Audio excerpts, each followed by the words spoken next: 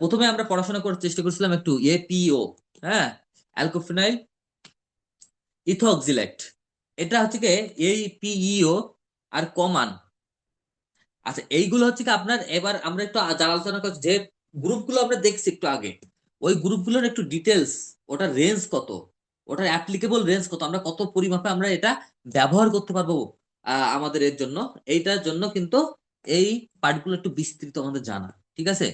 আচ্ছা, এখানে আমরা একটু জানার চেষ্টা করি যে আমরা এইটা এপিও, এটা এই কেমিক্যালস গুলো কিন্তু আমাদের প্রোডাকশন অ্যাপারেলস এবং ফুটওয়্যার ম্যাটেরিয়ালস হিসেবে বিভিন্ন জায়গায় ইউজ হয়।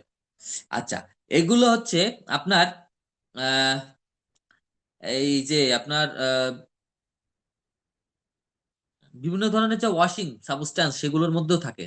দেন স্পিনিং অয়েল, প্রিন্টিং পেস্ট, তারপরে হচ্ছে ডাইং ডিসপার্সিং এজেন্ট, এগুলোর মধ্যে এই এপিইও, এই কেমিক্যালটা থাকে। এবং ইভেন এটা আমাদের ফিনিশ প্রোডাক্টে কিন্তু এর রেস্ট্রিক্টেড লিমিট কাজ করে বা আছে। আচ্ছা, why restricted? Damaging human fertility and unborn children. এটা আর এমন এতটা ক্ষতিকর, সেটা হচ্ছে কি আমাদের হিউম্যান ফার্টিলিটি এটাকে ড্যামেজ করে, আমাদের উর্বরতা বা আমরা একটা মানুষ ডেভেলপ হবে সেটাকে কিন্তু নষ্ট করে ফেলে। দেন হচ্ছে কি আনবর্ন চাইল্ড, ঠিক আছে, আনবর্ন চাইল্ড আপনাদের হিসাবে কিন্তু এটা ড্যামেজ করে আমাদের শরীরের উপর ইফেক্টের মাধ্যমে কিন্তু এটা চাইল্ডের উপরে ইফেক্ট ফেলে। দেন স্কিন ইরিটেশন, আমাদের যে ত্বক, সেই ত্বকের অস্বস্তি অবস্থা তৈরি করে।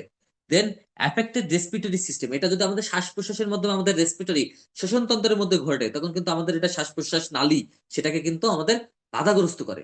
দেন হচ্ছে গিয়ে very toxic to aquatic life, আমাদের যে মৎস্য যে লাইফটা আছে বা মাছদের যে লাইফটা আছে, মানে পানি সংক্রান্ত যারা বা বসবাস করে তাদের যে লাইফটা আছে, সেখানে কিন্তু একটা লং লাস্টিং ইফেক্ট ফেলে। দেন হচ্ছে গিয়ে degrade into alkyl phenol in the environment, এবং এটা অ্যালকাইল ফেনল যেটা আছে সেটা হচ্ছে গিয়ে আমাদের এনভায়রনমেন্টে এর প্রভাবটাকে বাড়িয়ে দেয় এবং এটা ক্ষতির পর্যায়ে নিয়ে যায়। আচ্ছা, এখন রিপোর্টিং লিমিটস, আমাদের রিপোর্টিং লিমিটস হচ্ছে কি 20 ppm parts per million, 20 parts per million কিন্তু এটা রিপোর্টিং লিমিট।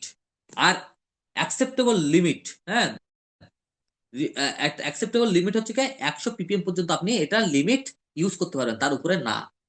তারপরে হচ্ছে কি where is found industrial laundry detergent, এটাই আমরা ইউজ করে, ওই যে বললাম না একটা বেসিক কেমিক্যাল হিসেবে ইউজ হয়। তারপরে ওয়েটেড ওয়েটিং এজেন্ট, তারপরে হচ্ছে কি এটা ওয়েটিং এজেন্ট বলতে এটা ওই যে কাপড় চাপড় কাছে না, এই জাতীয় যে জিনিসগুলো আছে সেগুলোর সাথে প্রি ট্রিটমেন্ট পার্টে। দেন সফটনার, সফটনারের এর ক্ষেত্রে। তারপরে স্পিনিং অয়েল, স্পিনিং এর জন্য ওইটাকে মসৃণ করার জন্য একটা অয়েল ইউজ করা হয়, ওইটা ওই স্পিনিং অয়েল। তারপরে হচ্ছে লেদার ফিনিশিং এর জন্য এটা ইউজ করা হয়।